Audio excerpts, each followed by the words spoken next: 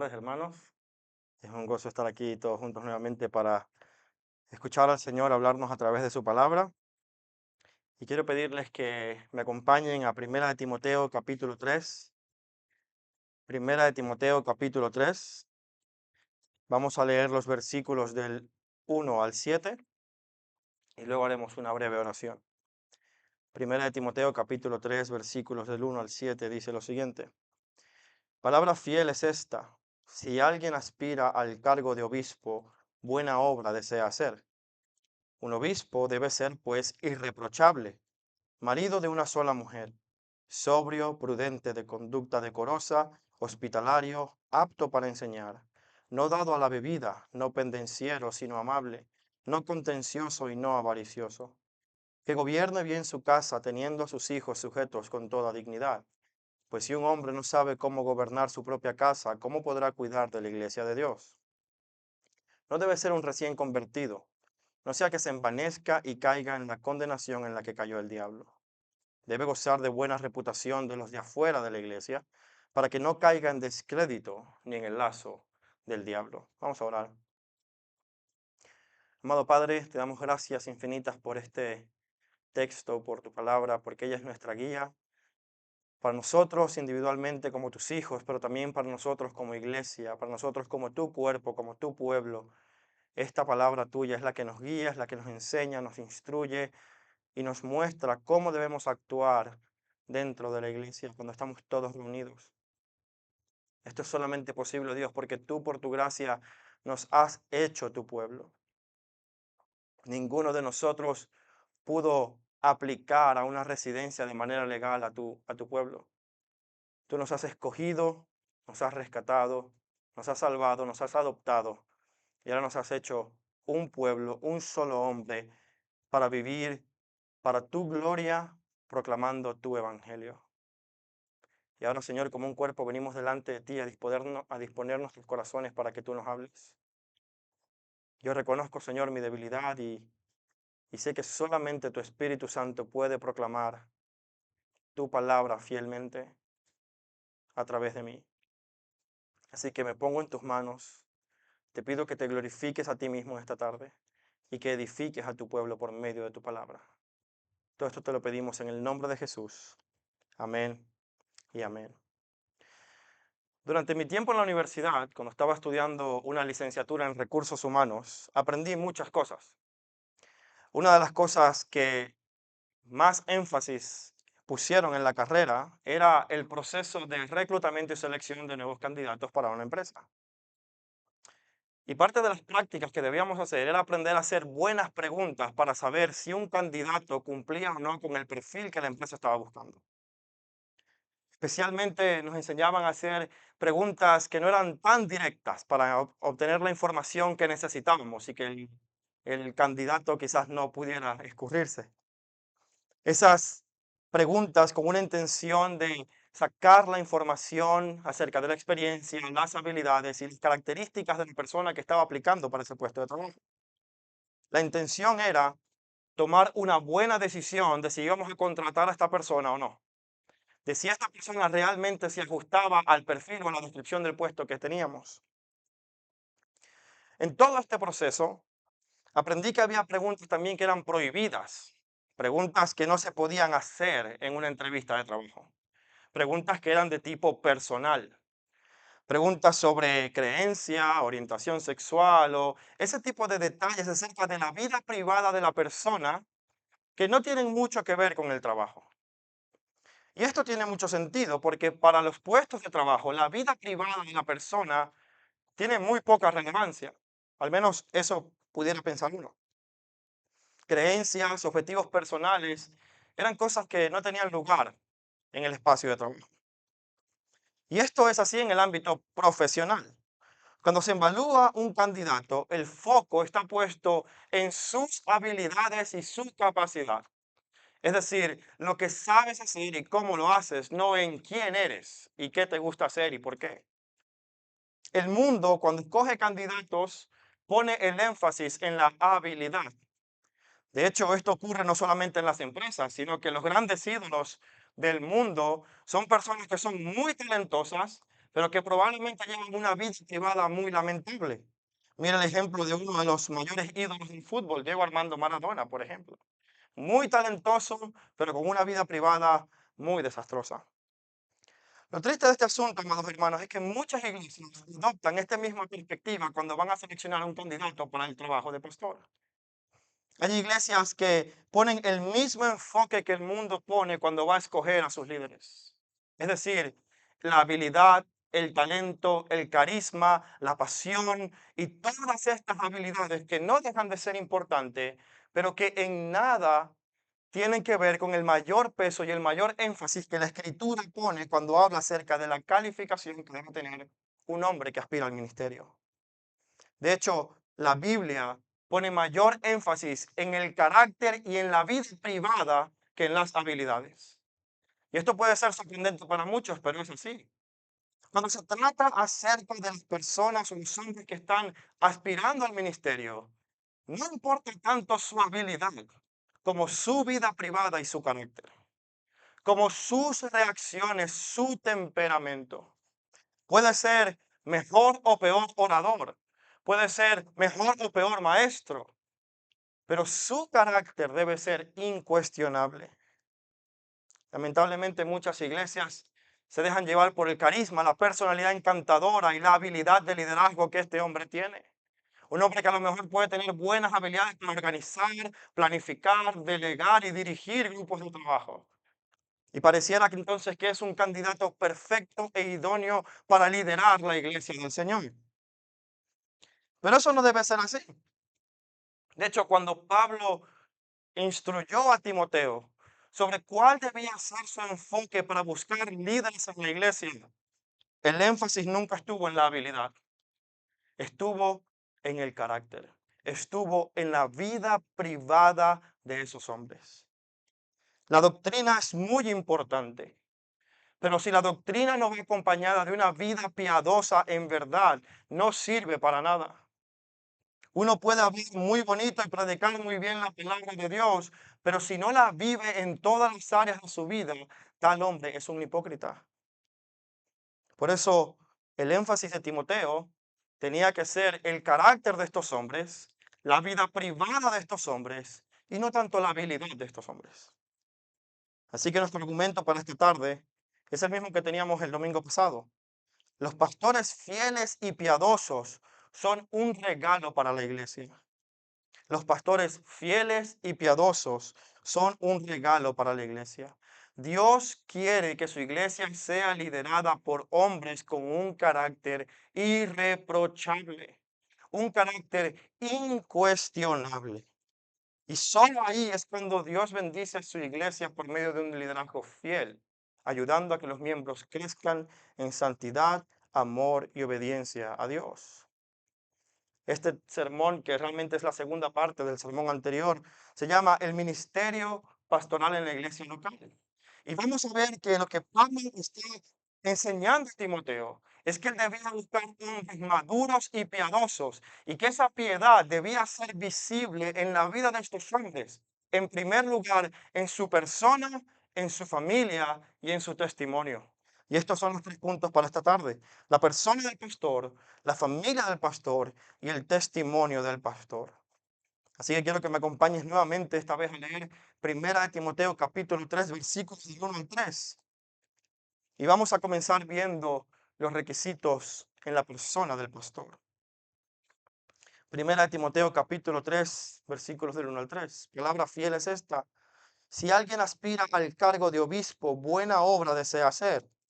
Un obispo debe ser, pues, irreprochable, marido de una sola mujer, sobrio, prudente y de conducta decorosa, hospitalario, apto para enseñar, no dado a la bebida, no pendenciero, sino amable, no contencioso y no avaricioso.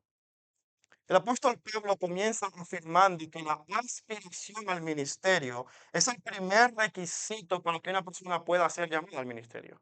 Hablamos el domingo pasado, un hombre debe desear y anhelar ser pastor, no por motivaciones erradas, no por el dinero, no por la posición, sino por amor a Jesucristo y a su pueblo. Y ese es el deseo que Dios pone en el corazón de hombres a quienes Él ha llamado a pastorear su iglesia. Pero este deseo que nace por parte de Dios en el corazón de este hombre, que Él pone allí, debe ser ratificado o debe ser rechazado por la iglesia local.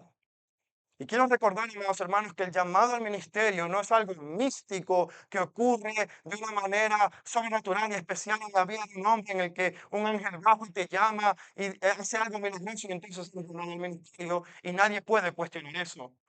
Hoy en día hay muchos autodenominados apóstoles y pastores que dicen, no puedes tocar al ungido de Jehová. Pero vamos hermanos, eso no es bíblico. La iglesia es la que debe ratificar o rechazar el llamado pastoral en la vida de un hombre. La pregunta es, ¿cómo lo hacemos? ¿Cómo entonces la iglesia puede decir, sí, tú estás llamado al ministerio pastoral o no? Es evidente que tú no estás llamado al ministerio pastoral.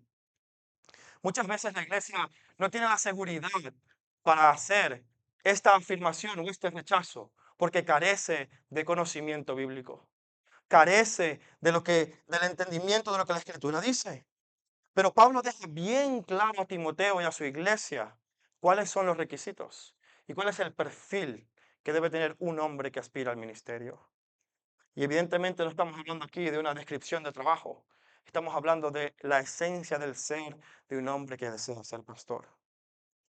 Y Pablo comienza diciendo que aquel que aspira al ministerio, en primer lugar, debe ser irreprochable.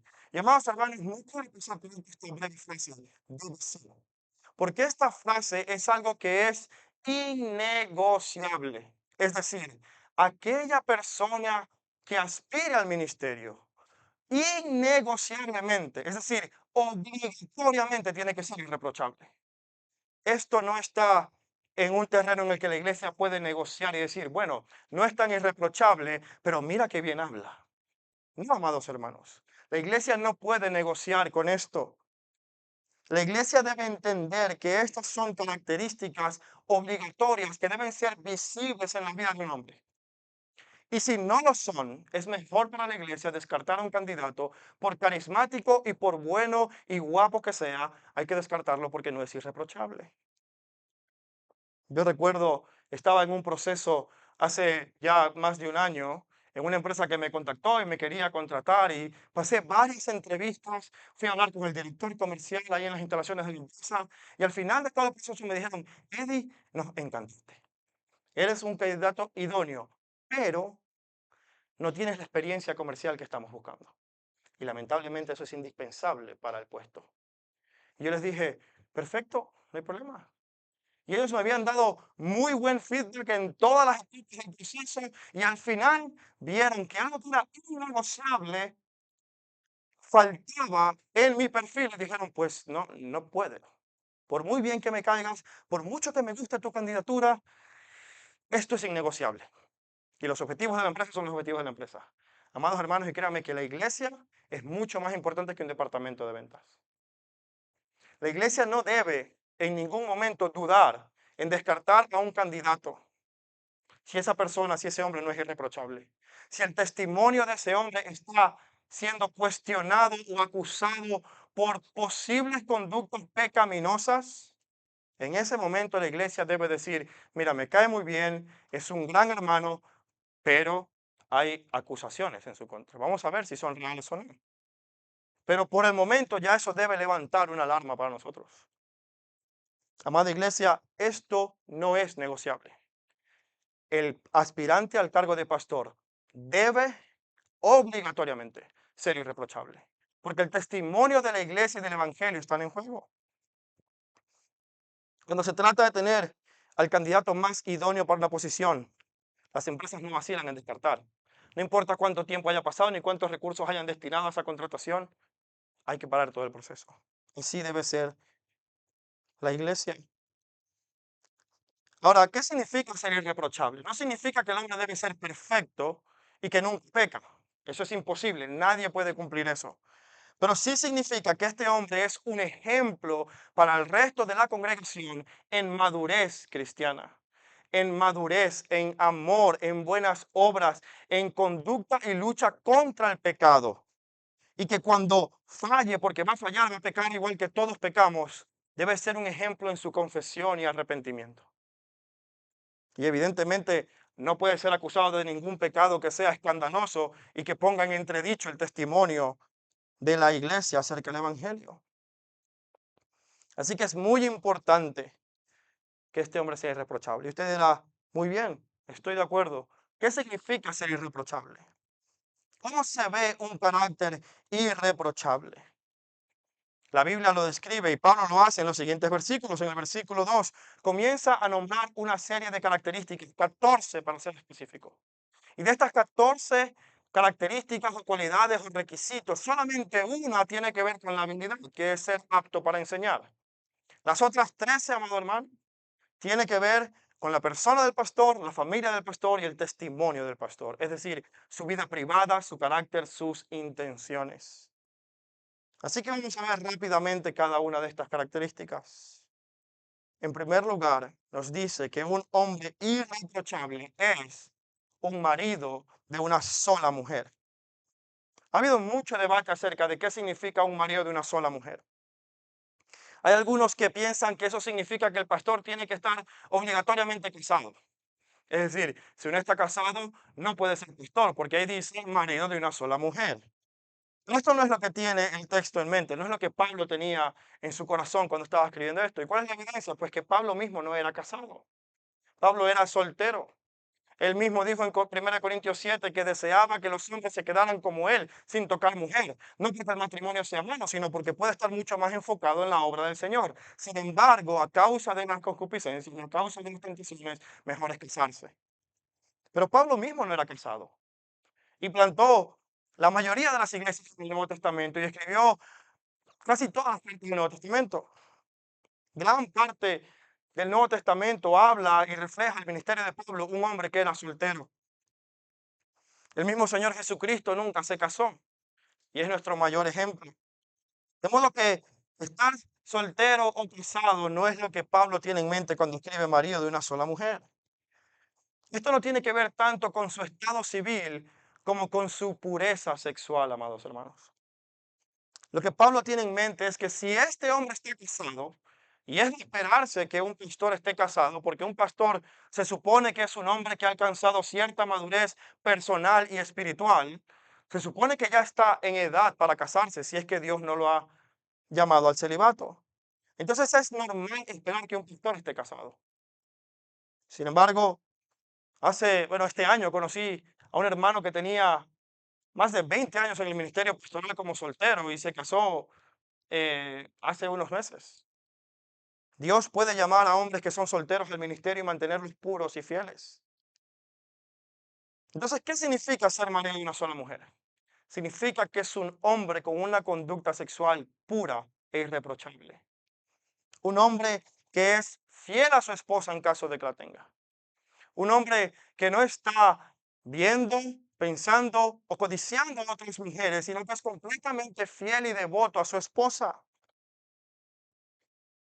Un hombre que realmente en corazón, mente y cuerpo pertenece solamente a una sola mujer. La conducta sexual, amados hermanos, es sumamente importante en el ministerio. Y creo que intencionalmente Pablo utiliza esa primera característica a propósito. Creo que tiene toda la intención de usarla. Después de decir que es irreprochable, lo siguiente que dice es marido de una mujer, es decir, un hombre puro e incuestionable en la conducta sexual. Porque en el ministerio pastoral es muy normal que los pastores luchemos con este tipo de tentaciones. Los hombres en general luchamos con este tipo de tentaciones. Un pastor no es diferente. Pasará exactamente por lo mismo que pasan el resto de los hombres en la congregación. De manera que si un hombre que es tan visible, tanto dentro de la iglesia como para el mundo, va a ser ejemplo, tiene que ser ejemplo primero en su vida sexual. Y amados hermanos, esto es una lucha diaria para todos los hombres, incluyendo los pastores. Recuerdo hace unos años la lamentable historia de uno de los apologetas más grandes que ha tenido el cristianismo pero que lamentablemente después de su muerte empezaron a salir a la luz todas las historias y acusaciones de una conducta sexual desordenada y pecaminosa. Un hombre que inspiró a muchos al evangelismo y la defensa del evangelio, pero que luego de su muerte fue evidente que tenía una vida doble, una vida hipócrita. Y todo el descrédito que cayó sobre el evangelio y la iglesia por culpa de esa conducta sexual desordenada, amados hermanos, solamente Cristo las puede reparar con su gracia. Otro pastor reformado y profesor de un seminario mantuvo relaciones sentimentales con una de sus estudiantes, hasta el punto que esa relación sentimental fue alimentada hasta consumar el adulterio. La pureza sexual, amados hermanos, es sumamente importante. Y si un hombre quiere aspirar al ministerio, debe luchar seriamente contra esto.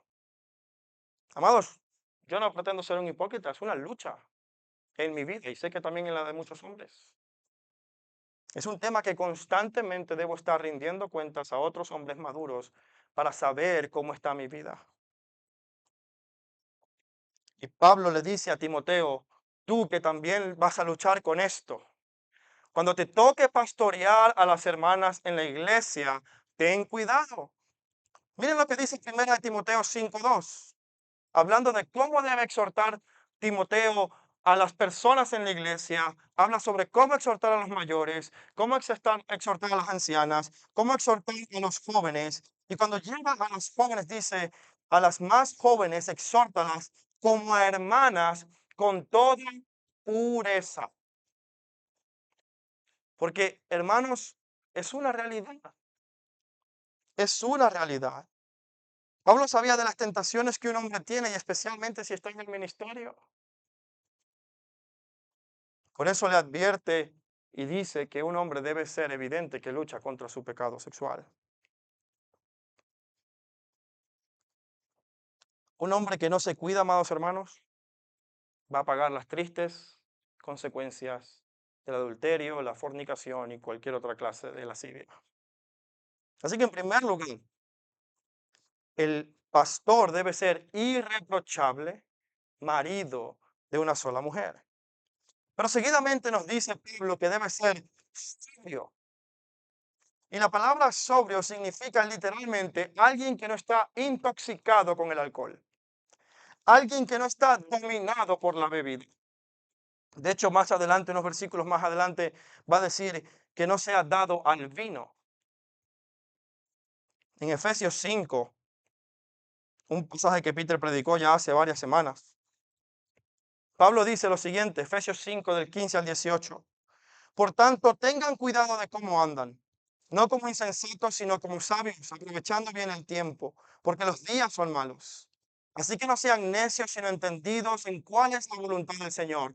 Y no se embriaguen con vino, en lo cual hay disolución, sino sean llenos del Espíritu Santo. Y esto debe ser una evidencia en la vida de este hombre. Debe haber una sobriedad que le permita tener control completo de todas sus facultades. Un hombre que está alerta. ¿Por qué cree usted que no se puede conducir cuando uno está bajo los efectos del alcohol? Porque cuando uno está bajo los efectos del alcohol, mis cinco sentidos no están funcionando bien. Mis reflejos son más lentos, mi visión está más agotada, mis esfuerzos físicos van a ser más pesados. Eso es exactamente lo que Pablo está diciendo en el sentido espiritual. Cuando un hombre está ebrio, no podrá controlar ni sus acciones ni sus reacciones. Cuando un hombre está dado al vino, entregado, intoxicado, no tiene control de sí mismo. No puede estar alerta. Usted nunca pondría a un borracho a vigilar algo que es valioso. No lo pondría porque se va a quedar dormido. Un pastor debe ser alguien que está alerta espiritualmente. Un hombre que tiene control de todas sus facultades. Y esto nos lleva a los siguientes. Prudente y de conducta decorosa. Estas son dos cualidades que están muy relacionadas con la sobriedad. Son cualidades que tienen que ver con un hombre disciplinado y dueño de sí mismo. Escuche bien, dueño de sí mismo. Estas son características que muchas veces no vemos en muchos hombres. Lamentablemente, hombres que se permiten y se dan lujos de reaccionar y decir cosas que no se deberían permitir a sí mismos. Como si tuvieran una licencia para hacer ciertas cosas, porque como son líderes tienen un escalón más arriba de los demás. Como decir, no, no, no, tú sí tienes que hacerlo, pero yo que soy el pastor, yo me lo puedo permitir porque yo sé. No, amados hermanos. Este es un hombre que tiene que liderar con la disciplina propia. Una vida ordenada, una vida bien llevada. No una vida llena de caos, de excesos y de cosas que son un mal ejemplo para la congregación. Pero el siguiente que nos dice Pablo es una persona que sea hospitalaria. Y hospitalaria, amado hermano, es un término bastante interesante. Porque en el griego significa amor a los extraños o amor a los extranjeros. Amor a aquellos que no pertenecen a tu grupo. Ser hospitalario no tiene que ver con invitar a tus amigos a casa. Eso puede ser una forma de ser hospitalario, sí. Pero ser hospitalario tiene que ver con mostrar generosidad y bondad y abrir tu casa a aquellos que son completamente extraños a ti. Aquellos que son extranjeros, que no pertenecen a tu grupo. Y para mí la mejor forma de entender esto es con las palabras del Señor Jesús en Lucas 14, del 12 al 14. Quiero que vayamos allí por un momento. Lucas 14, del 12 al 14. El Señor Jesús le dijo a su audiencia que cuando ofrezcas una comida o una cena, no llames a tus amigos, ni a tus hermanos, ni a tus parientes, ni a tus vecinos ricos. No sea que ellos a su vez también te conviden y tengas ya tu recompensa. Antes bien, cuando ofrezcas un banquete, llama a los pobres, a los mancos, a los cojos, a los ciegos, y serás bienaventurado, ya que ellos no tienen cómo recompensarte, pues tú serás recompensado en la resurrección de los justos. Amados hermanos, esta es la hospitalidad. La hospitalidad no es, voy a ayudar a esta persona que sé que me puede ayudar a mí en el futuro. La hospitalidad es, esta persona es completamente extraña a mí, no la conozco, pero voy a mostrar la misma generosidad, la misma bondad que Dios me mostró a mí cuando yo era un desconocido. Lo que Dios hizo en el Evangelio es que nosotros que antes no éramos pueblo suyo, nos hizo pueblo suyo. Nosotros que éramos sus enemigos, nos mostró su favor, su bondad. Esa es la hospitalidad que Cristo tuvo con nosotros. Y esa es la hospitalidad que alguien que aspira al ministerio debe mostrar también para los demás. Ahora, quiero hacer dos advertencias sobre la hospitalidad. Una es una advertencia positiva y buena, y otra es una menos positiva y buena. En primer lugar, cuando uno es generoso, uno abre su hogar. Y al abrir tu hogar, amado hermano, tú expones tu vida. La gente ve cómo eres en realidad. Porque van a ver tu reacción con tu esposa, con tus hijos, con tus suegros, con tu padre, con todas las cosas.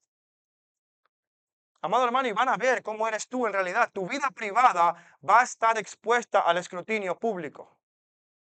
Y eso es bueno, porque como dije al principio, el énfasis no está en la habilidad, sino en la vida privada y el carácter de este hombre. Las preguntas más íntimas tenemos que hacerlas al candidato al pastorado. Y una vez en el pastorado, hay que seguir haciendo esas preguntas íntimas, hermanos. Van a ver exactamente todas las cosas y toda la dinámica familiar, si tu familia es ordenada o no, si lideras bien tu casa o no, todo eso va a estar en evidencia. Y eso es algo positivo. Pero lo otro es que también al ser hospitalario nos exponemos a cierta posibilidad de pérdida. He conocido tristes testimonios de cristianos que han sido hospitalarios con extraños y que lamentablemente no han protegido a sus hijos. Y las peores cosas han sucedido. He conocido cristianos que han sido hospitalarios y que alguien abusando de su generosidad les ha robado. Esto no es una razón para dejar de ser hospitalario, pero sí nos llama a ser hospitalarios con sabiduría. Y amado hermano, hay que tener mucha sabiduría para proteger tu casa, no tanto lo material que se puede recuperar, sino la vida de las personas que están a tu cargo como padre de familia. Sí, abramos nuestras casas, pero jamás dejemos de proteger a aquellos que están bajo nuestro cuidado. Vivimos en un mundo que está completamente lleno de pecado y eso nos expone a sufrir terribles daños.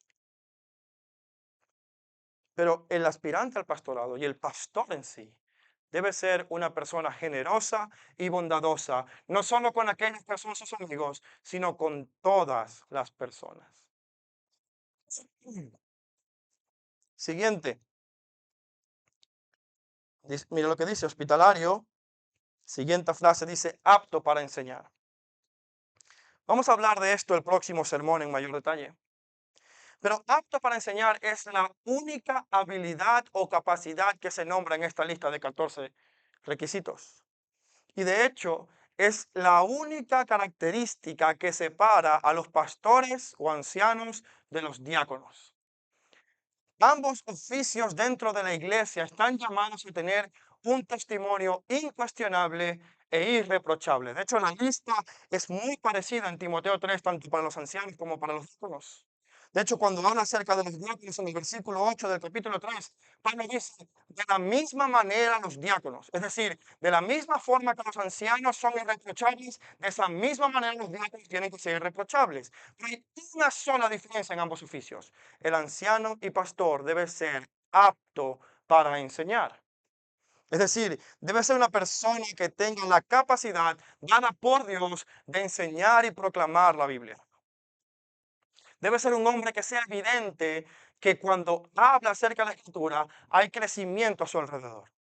Y hermanos, esto no quiere decir un buen predicador, sino un buen maestro. Esta habilidad puede tener lugar a lo mejor en discipulados uno a uno, o en un grupo pequeño, o en una clase de membresía, o en otros escenarios que no necesariamente tienen que ser un púlpito.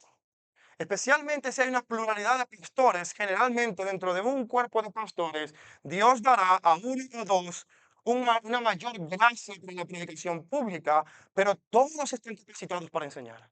Todos tienen ese don de la enseñanza que cuando proclaman la verdad, la gente entiende la escritura y sabe cómo aplicarla en su vida. Y esto no tiene que ver con la oratoria, tiene que ver con la enseñanza de cuál es el punto central del texto. Alguien que sabe interpretar correctamente y aplicar la escritura a la vida de los demás. Lo hablaremos más en mayor detalle en un par de domingos. Pero seguidamente nombra tres características que están relacionadas. Dice, no pendenciero, sino amable y no contencioso. Y todas estas, amados hermanos, tienen que ver con la actitud de este hombre frente al conflicto.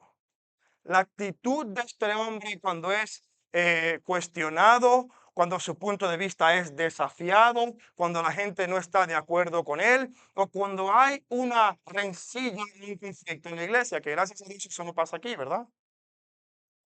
Pero mira lo que dice 1 Timoteo, capítulo 1, versículo 3 y 4. Este es Pablo dando su encomienda a Timoteo al inicio de su carta. Tal como te rogué al salir para Macedonia, que te quedaras en Éfeso, para que instruyeras a algunos que no enseñaran doctrinas extrañas, ni prestaran atención a mitos y genealogías interminables, lo que da lugar a discusiones inútiles. En el capítulo 2, versículo 8, cuando Pablo está enseñando acerca de la oración pública en la iglesia, le dice a los hombres, por tanto quiero que en todo lugar los hombres oren levantando manos santas sin ira ni discusiones. Amados, no está mal tener una discusión o un debate. Lo que está mal es cuando, producto de esa discusión o debate, tú eres una persona violenta, agresiva y abusadora. Alguien que atropella a los demás, alguien que no, o sea, no acepta perder, que su punto de vista no es el más aceptado. Alguien que incluso puede llegar a la violencia física. Y usted dirá, no, ¿cómo va a ser que un pastor? Ay, hermanos. Hay pastores que dicen, esta es creyente, pero esta no. Amados hermanos, es increíble. Hay pastores que llegan incluso hasta las manos. porque se sienten cuestionados y no puedes ir en contra de mi liderazgo. Hubo un pastor muy popular en los Estados Unidos que producto de su actitud altanera, desafiante y dominante, terminó destruyendo una iglesia de más de 3.000 miembros. Y este hombre nunca fue sometido a la disciplina en la iglesia. Era un hombre que desde el púlpito se veía su agresividad. No, ¿a qué nos llama la Biblia? Nos llama a la amabilidad. Aun cuando eres cuestionado, aun cuando eres criticado, aun cuando tú eres el objeto de las críticas de los demás, la Biblia nos llama a no ser pendencieros ni contenciosos, nos llama a ser amables. Mire cuáles son las consecuencias de una actitud altanera. Primera de Timoteo capítulo 6, versículo 1 al 5. Primera de Timoteo capítulo 6, versículo 1 al 5. Dice, todos los que están bajo yugo como esclavos, consideren a sus propios amos como dignos de todo honor, para que el nombre de Dios y nuestra doctrina no sean blasfemados. Y los que tienen amos que no son creyentes, no les falten el respeto, porque son hermanos, que son creyentes, perdón, porque son hermanos, sino sírvanles aún mejor, ya que son creyentes y amados los que se benefician de su servicio. Enseña y predica estos principios. Si alguien enseña una doctrina diferente y no se conforma a las sanas palabras, las de nuestro Señor Jesucristo, y a la doctrina que es conforme a la piedad, está envanecido y nada entiende, sino que tiene un interés corrompido en discusiones y contiendas de palabras, de las cuales nacen envidias, pleitos, blasfemias, malas sospechas y constantes rencillas y divisiones de mente depravada, que están privados de la verdad, que suponen que la piedad es un medio de ganancia. Cualquier hermano, pastor, hombre que enseñe una doctrina extraña y diferente va a terminar siempre en pleitos, discusiones y contiendas. ¿Para qué está llamado un pastor? Bueno, ¿qué está llamado realmente todo cristiano? Porque, amados hermanos, estas características no son exclusivas para los pastores. Como si el pastor fuera una especie de super cristiano, como si fuera un nivel más al que hay que alcanzar. Pasamos de nivel en nuestro cristianismo y entonces ahora estoy en el nivel de pastor. No, amados hermanos. Este es un llamado a la piedad para todo cristiano en el cual el pastor debe ser un ejemplo. Y el Señor Jesús, hablando en el Sermón del Monte, habló a su pueblo diciendo, bienaventurados son los que procuran la paz, pues ellos serán llamados hijos de Dios. Un pastor no puede ser rencilloso, no puede ser pleitista, sino que tiene que ser un pacificador. Alguien que busque la reconciliación, que confronte el pecado, pero que no busque mayor conflicto. En otras palabras, que no eche leña al fuego, amados hermanos.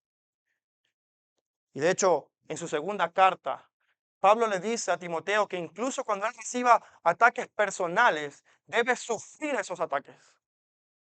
En 2 Timoteo 2:24 dice, el siervo del Señor no debe ser rencilloso, sino amable para con todos, apto para enseñar y sufrido. Es decir, cuando eres atacado, sufre la acusación, aunque sea injusta. No busques venganza, no busques retaliación, no busques vindicación propia, sino sea amable y perdona rápidamente. Vamos, hermanos, esto es algo que yo siempre he dicho y quiero aprovechar cada oportunidad que tenga para decirlo públicamente. Esto es algo que yo he visto en la vida de Peter claramente. Peter y yo, por nuestro trabajo pastoral, hemos estado en conversaciones muy difíciles con algunos hermanos. Y ambos hemos sido objetos de críticas. Y amados hermanos, no hay seminario teológico que te prepare para eso. Tú puedes entender la teología sistemática a la perfección, la dogmática reformada a la perfección. Pero cuando viene un hermano criticándote y acusándote injustamente, amado hermano, ahí es cuando se prueba el carácter. Y yo he sido testigo y he aprendido de primera mano de ver a un pastor que está siendo criticado y responder con misericordia, amor y mansedumbre. Y le doy gracias a Dios por el ejemplo de Peter. Y no porque él nos ha criticado de otras maneras. Pero amados hermanos, es un ejemplo en no ser contencioso, en ser amable, en no ser rencilloso, sino en perdonar rápidamente. Finalmente, acerca de la persona del pastor, se nos dice que no debe ser avaricioso, que no debe ser avaro o amante del dinero. Y nuevamente, 1 Timoteo está lleno de todos estos temas en toda su carta. Miren lo que dice el capítulo 6, versículo 8 al 10. Pablo está exhortando a Timoteo diciéndole, tú, joven pastor, no seas avaro, ten contentamiento con tu piedad. Y le dice en 1 Timoteo 6, del 8 al 10, si tenemos que comer y con qué cubrirnos, con esto estaremos contentos. Pero los que quieren enriquecerse caen en tentación y lazo y en muchos deseos necios y dañosos que hunden a los hombres en la ruina y en la perdición, porque la raíz de todos los males es el amor al dinero, por el cual codiciándolo algunos se extraviaron de la fe y se torturaron con muchos dolores. Y amados, esto no quiere decir que el pastor no deba tener un salario, no quiere decir que el pastor no pueda tener una vida medianamente cómoda. Lo que quiere decir es que el deseo del pastor de estar en el ministerio no es enriquecerse. Y lamentablemente vemos por ahí a muchos apóstoles diciendo, estás enfermo, siembra. Estás enfermo, pacta. ¿Quieres un ascenso? Dame tu dinero. Y explotan a la iglesia para enriquecerse. Personas como Guillermo Maldonado, Cash Luna, llamados hermanos, hay que denunciarlos públicamente. Porque son falsos pastores y maestros que lo que buscan es ganar dinero a costa de la fe de los demás. Y siempre son ellos los que son bendecidos. Mientras que los hermanitos están ahí fielmente dándole su dinero, pero nunca les llueve oro en su casa. Primera de Pedro, capítulo 5, versículo 2, el apóstol Pedro también aborda este tema. Y dice a los pastores, pastoreen el rebaño de Dios entre ustedes, velando por él, no por obligación, sino voluntariamente. Y luego dice, no por avaricia del dinero, sino con sincero deseo. ¿Sabes qué nos muestra esto, mi hermano? Que el evangelio de la prosperidad no nació hace unos años en América, en Estados Unidos. El evangelio de la prosperidad está desde los inicios de la iglesia. En Hechos capítulo 8, un hombre llamado Simón quería comprar el don del Espíritu Santo. Mira, dame de eso que tú tienes, aquí tienes dinero. Y Pedro le dice, tu dinero perezca contigo porque no tienes parte que ver en el reino de Dios. El Evangelio de la prosperidad no es algo nuevo. Es algo que siempre ha existido y la Biblia nos advierte acerca de hombres que por amor al dinero van a ir al ministerio. En su segunda carta, el apóstol Pedro vuelve a advertir sobre esto, hablando de los falsos maestros. Dice que estos hombres en su avaricia los explotarán con palabras falsas. Me gusta lo que dice la Reina Valera porque dice, harán mercadería de vosotros, os tratarán como mercancía. Mira esta congregación, sí, vamos a sacarle dinero. Pero eso no debe ser en ningún caso la motivación por la cual un hombre va al ministerio. Todos estos requisitos, amados hermanos, demuestran una cosa, una devoción personal de este hombre a Dios. Al examinar la persona del pastor, sus reacciones, sus comentarios, sus actitudes, sus emociones, su amor por los demás, estamos viendo una devoción verdadera o falsa hacia Dios.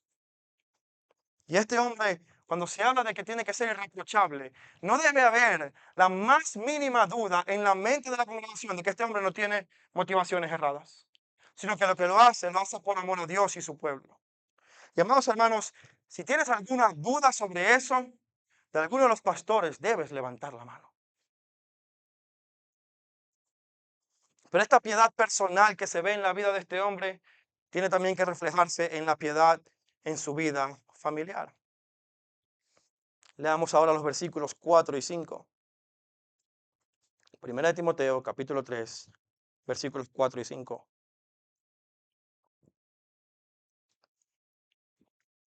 Que gobierne bien su casa, teniendo a sus hijos sujetos con toda dignidad, Pues si un hombre no sabe cómo gobernar su propia casa, ¿cómo podrá cuidar de la iglesia de Dios?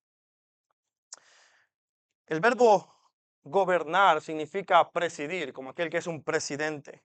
Significa tener autoridad, significa liderar y guiar a un grupo. Y en este caso, Pablo está diciendo que este hombre, en primer lugar, tiene que saber guiar y presidir su propia casa.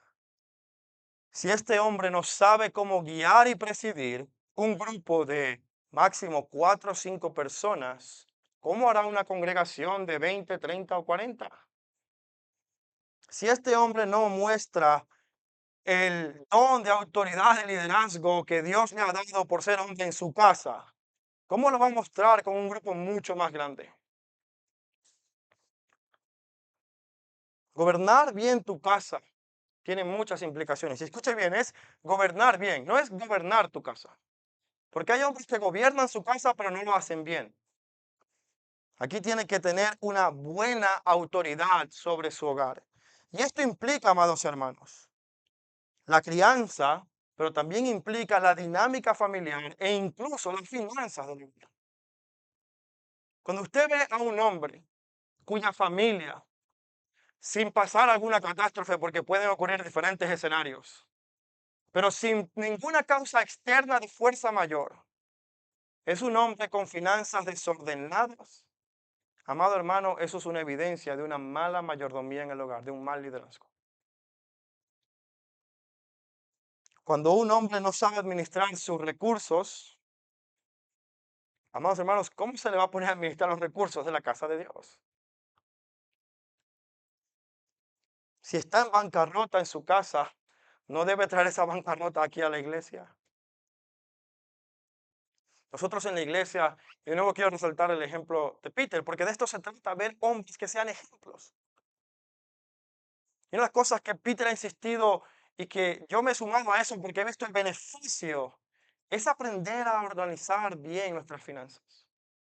Y no tiene que ver con pacta y Dios te va a prosperar, no, significa ser sabio con el uso de tu dinero. No estés malgastando tu dinero en placeres. No, prívate de cosas porque es sabio ahorrar y proyectar cosas para futuro. Ten un fondo de emergencia. Ten cuidado con cómo gastas. Y amados, quiero decirles algo. Si usted quiere saber qué le apasiona a una persona, cuáles son los mayores deseos de una persona, siga su dinero y su tiempo. En aquello que más gasta y en aquello que más pasa tiempo es lo que esa persona realmente anhela. Por lo tanto, un hombre que no tiene unas finanzas ordenadas en casa probablemente tenga deseos desordenados personalmente. Debe gobernar bien su casa y eso implica también la dirección del hogar. Eso implica también saber cómo guiar a la familia en la toma de las decisiones. Y por supuesto, amados hermanos, implica también la crianza. Por eso dice que gobierne bien su casa. Y parte de ese buen gobierno de su hogar es que tenga hijos sujetos con toda dignidad. Y, amados hermanos, esto es sumamente importante. Porque el ministerio pastoral no empieza en el púlpito, empieza en el sofá de casa. El ministerio pastoral empieza en el hogar. Un hombre es responsable de discipular en primer lugar a su esposa y luego a sus hijos, si los tiene. Este texto no obliga a que el candidato deba tener hijos, así como no obliga a marido de una sola mujer a que esté casado, tampoco es una obligación que tiene que tener hijos. Pero si los tiene, estos hijos deben ser una evidencia del liderazgo espiritual de su padre en casa. Ahora, ¿qué significa hijos sujetos? No significa que los hijos del pastor son los que mejor se portan, amado hermano, porque eso es difícil de controlar. Los hijos son niños y de las distintas etapas. Primero son inmaduros, segundo son pecadores y tercero son ignorantes. Es difícil controlar a un ser humano así. Pero lo que quiere decir esto es que ese niño cuando es corregido responde al buen liderazgo de su padre, tanto en casa como afuera. Y estos padres tienen que cumplir lo que dice Efesios 5 cuando dice, padres, no exasperéis a vuestros hijos, sino disciplinarlos, instruirlos en el Señor. Es decir, un padre que gobierna bien su casa no es un padre autoritativo que a la primera que tú desobedeces te voy a pegar. No, es un padre que enseña e instruye el corazón de su hijo, pastoreándolo, y que cuando hay pecado, evidentemente va a usar la corrección, como nos dice la Biblia. Otros han debatido usando Tito capítulo 1 versículo 6 sobre el tema de la crianza. Este es el pasaje paralelo de 1 Timoteo 3. Tito capítulo 1 versículo 6, y quiero que vayan conmigo allí. Está solamente unas páginas después de lo que estamos leyendo. Pablo le está diciendo a otro joven pastor que está en Creta, a Tito, cuáles son los requisitos para un anciano. Y dice, versículo 6, lo designarás si el anciano es, en primer lugar, ¿qué? Irreprochable. En segundo lugar, marido de una sola mujer. En ambos vemos el mismo patrón. Pero aquí Pablo dice que tenga hijos creyentes no acusados de disolución ni de rebeldía. Y muchos han dicho, pues entonces no puede ser pastor hasta que sus hijos hagan una profesión de fe y haya evidencias de una verdadera conversión. Pero amados hermanos, si la conversión es algo que solamente Dios obra por su soberanía, un padre no puede controlar eso. Un padre no puede controlar si su hijo se arrepiente o no de su pecado y si ese arrepentimiento es sincero o no. Eso es una obra del Espíritu Santo que obra soberanamente, regenerando el corazón y convirtiendo a ese joven. Lo que quiere decir este texto, en Tito 1:6, es que estos hijos creen en el testimonio de su padre. Es decir, que no es una cosa en la iglesia y otra cosa en casa, sino que lo que mi padre dice y cómo lo dice, los niños lo escuchan, que tienen un corazón dispuesto hacia su padre y que no han cerrado su corazón a su padre por los abusos que su padre ha cometido o por la negligencia que su padre ha tenido en la crianza. Así que en el hogar tiene que verse claramente la habilidad pastoral de este hombre. De nuevo, amados hermanos, una mala mayordomía en el hogar es una evidencia de que este hombre puede no estar calificado para el ministerio. Y yo quiero abrirles mi corazón porque ustedes saben que en algún tiempo en nuestra iglesia, con tantas ocupaciones, yo comencé a ser negligente en mi hogar. Y gracias a Dios pude tomar un tiempo para poner las cosas en orden, dejar el ministerio, poner las cosas en orden y luego volver cuando estuviera listo. Y yo quiero agradeceros, iglesia, porque ustedes me permitieron tomarme ese tiempo fuera del ministerio para poder conducir y liderar mi hogar como un pastor debe hacerlo. Y no hablo pastor de oficio, hablo pastor de hombre cristiano. Y esto es un área en la que vamos a seguir batallando y vamos a seguir creciendo. Todo hombre lucha con esto por las responsabilidades del trabajo, el cansancio, cualquier otra cosa.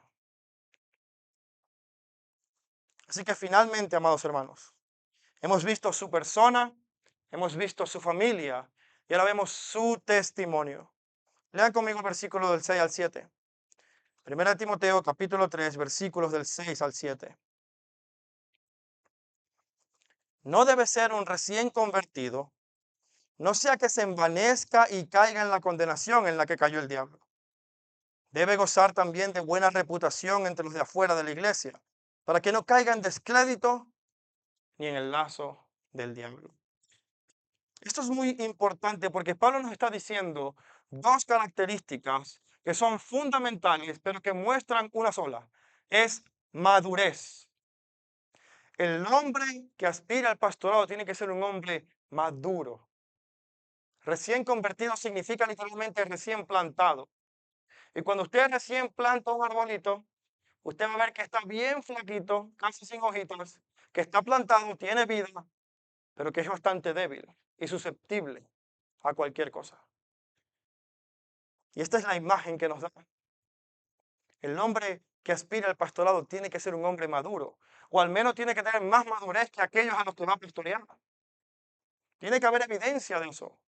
De lo contrario, amados, estaremos viendo el mundo al revés. Los inmaduros enseñando a los maduros.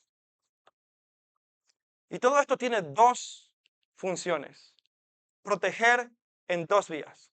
En primer lugar, proteger a la persona que aspira al ministerio. Y en segundo lugar, proteger el testimonio del Evangelio. Cuando Pablo menciona estos dos requisitos del testimonio de esta persona, habla teniendo en mente que tiene que ser un hombre maduro para poder protegerlo a él mismo y a su ministerio. Miren lo que dice. No puede ser un recién convertido. Algunas versiones dicen neófito. ¿Para qué cosa? Para que no se envanezca y caiga en la condenación del diablo. Amados hermanos, muchas veces tomamos decisiones apresuradas con hombres que son muy talentosos y que incluso tienen un buen carácter, que no hay ninguna acusación en su contra, que son un ejemplo, pero por su inmadurez cristiana no deberían estar en el ministerio ni en el liderazgo. Pueden servir en otras áreas. Pero ¿qué ocurre cuando esta persona que no se ha enfrentado a pruebas, que sí tiene un carácter irreprochable en este momento, pero que no ha tenido un testimonio de vida cristiana durante años en el que se ha podido ver una madurez constatada? ¿Sabes qué va a ocurrir? El texto no lo dice, pero muy probablemente, bueno, no lo dice claramente, pero sí lo dice de una manera implícita. Se va a envanecer, se va a enorgullecer diciendo, mira, yo tan rápido fui nombrado pastor.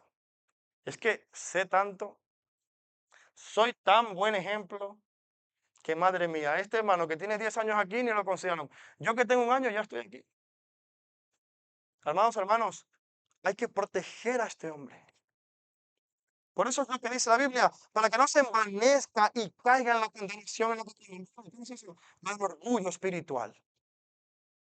Y el orgullo espiritual es algo con lo que los pastores siempre vamos a luchar, unos más que otros.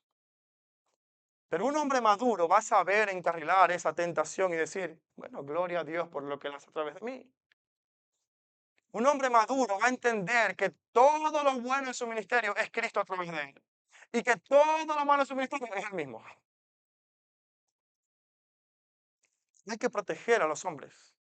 Por muy buenos ejemplos que sean, por muy capacitados que puedan estar para enseñar, tiene que haber un testimonio de madurez. Y en segundo lugar, hay que proteger el testimonio de la iglesia.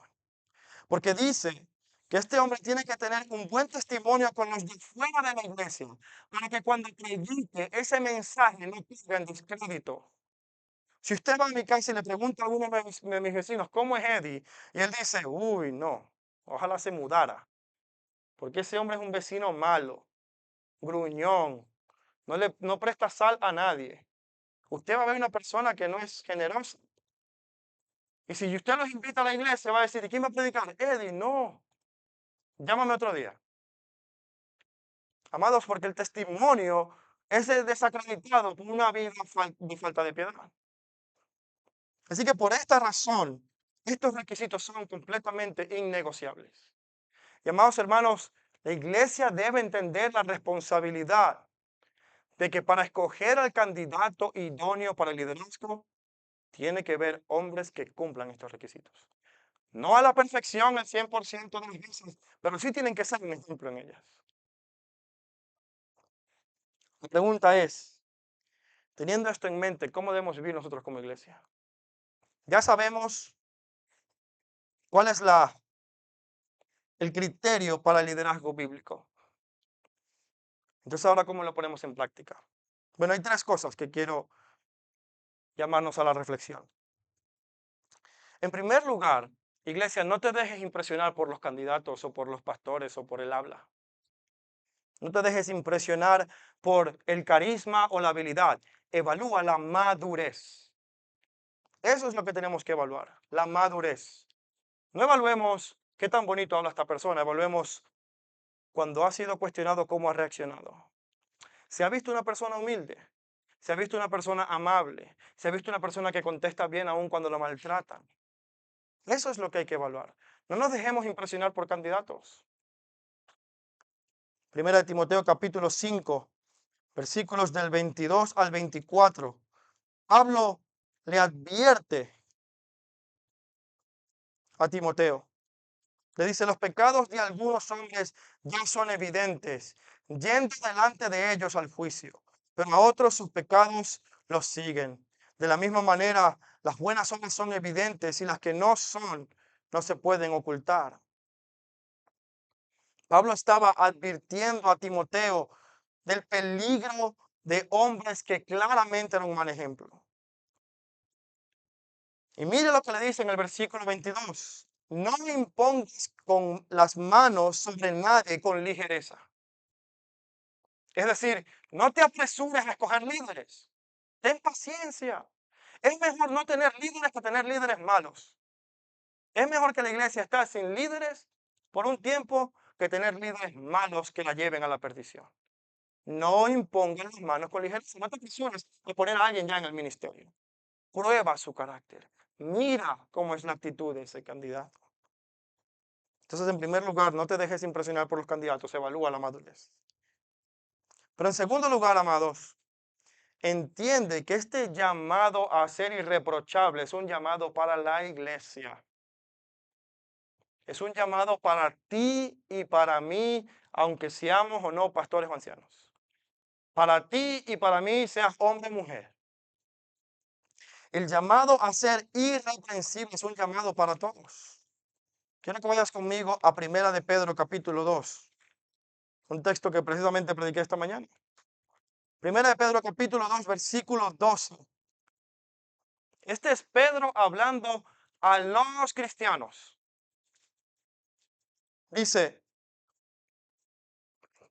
mantengan entre los gentiles, es decir, entre el mundo, una conducta irreprochable, a fin de que aquello en lo que los calumnian como de malhechores, ellos por razón de nuestras buenas obras, al considerarlas, glorifiquen a Dios en el día de la visitación.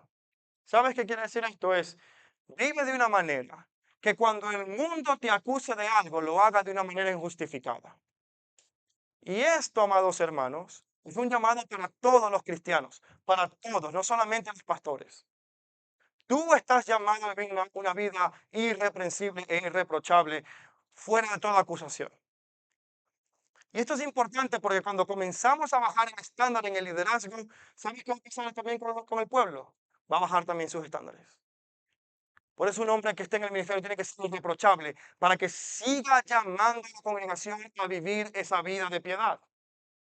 Ese es el llamado que el pastor hace. Como decía Pablo, sed imitadores de mí como yo no soy de Cristo. Es el llamado que hace un pastor. Iglesia, sed irreprochable de la misma manera que los pastores somos irreprochables. Por la gracia de Dios. Entiende que este es un llamado a la piedad para todo cristiano. Y en último lugar, y con eso terminamos, amados hermanos, ora por tus pastores. Ora por tus pastores, porque el ministerio pastoral es sumamente difícil. Miren, yo como pastor tengo que enfrentar todos los días a la oveja más difícil de este rebaño. ¿Saben quién es? Yo mismo. La oveja más complicada, más terca, a la que mayor corrección le hace falta es la que está en el espejo. Y aún así tengo que pararme aquí a decir, así ha dicho el Señor. Ora por los pastores. Porque nuestro deseo es glorificar a Dios, pero también necesitamos el apoyo de la congregación para poder ejercer la tarea pastoral. Mira lo que dice Hebreos capítulo 13, versículo 18. Hebreos capítulo 13, versículo 18. Dice, este es un pastor hablando a la iglesia en la carta de los Hebreos. Oren por nosotros, es decir, por los pastores, pues confiamos en que tenemos una buena conciencia, deseando conducirnos honradamente en todo. El pastor está diciendo, amados hermanos, oren por nosotros los pastores. Iglesia, ora por tus pastores, porque queremos conducirnos honradamente en todo. Queremos mantener una buena conciencia delante de Dios y delante de los hombres, pero somos hombres igual que tú. Así que, amados hermanos, cuando pensamos en el liderazgo de la iglesia, Debemos estar muy conscientes y tener muy claro cuáles son los requisitos que la Biblia misma llama a la iglesia a buscar en un candidato al ministerio. Y de nuevo, por mucho deseo que un hombre tenga, si no es irreprochable y cumple estos requisitos, si no es un ejemplo, la iglesia tiene la responsabilidad de ratificar o rechazar su candidatura. Y recuerda, hermano, el evangelio es lo que está en juego. Así que no debemos ser negligentes en esto. Y oro para que el Señor nos ayude. Amén. Vamos a orar. Padre, gracias te damos. Porque ningún hombre o Dios puede ganarse el estar en el ministerio, aun si cumple todos estos requisitos. Y la razón de esto es que solamente es por tu gracia que nosotros, siendo pecadores, podemos en primer lugar ser llamados tus hijos y en segundo lugar tus consiervos. Tú, oh Dios, eres el verdadero pastor. Tú eres el pastor de nuestras almas. Tú eres el que verdaderamente nos guía por tu Espíritu Santo por medio de la Escritura. Y es tu palabra la que debe nutrir a tu iglesia, a fin de que la iglesia crezca en madurez, al punto de discernir si un pastor debe o no estar en el ministerio de acuerdo a los requisitos bíblicos. Y yo quiero pedirte por la iglesia bíblica Vida Nueva, oh Dios, primero para que nos des madurez como miembros en reconocer estas cosas, pero también te pido por aquellos que estamos ya en el oficio pastoral y aquellos que están como aspirantes del oficio pastoral. Ayúdanos a tomar nuestra vida cristiana en serio y ser modelos a los demás. Y como decía Peter en su oración de confesión, es verdad, no somos el ejemplo siempre que debemos ser. Yo el primero, Señor. Pero por tu gracia te ruego que nos ayudes a seguir peleando esta buena batalla de la fe a la que nos has llamado. Porque lo que está en juego es el testimonio de tu evangelio y tu gloria. Y queremos que tú seas proclamado y creído por las naciones. En el nombre de Jesús oramos. Amén y amén.